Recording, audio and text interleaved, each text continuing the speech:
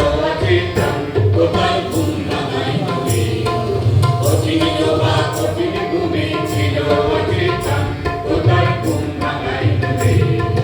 লক্ষ যুগের অন্ধকারে ছিল সংকোচন তাই কানায় ডুবে কোথায় ঘুম ভাঙায় নদী কঠিন লোহা কঠিন ঘুমে ছিল অচেতন কোথায় ঘুম ভাঙায় নদী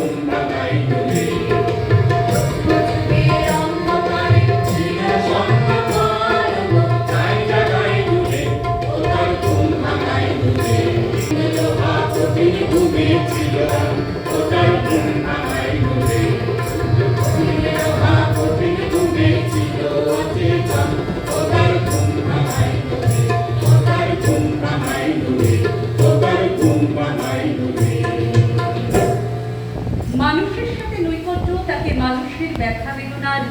অংশীদার হতে সাহায্য করেছিল। অতীন্দ্রিয়তা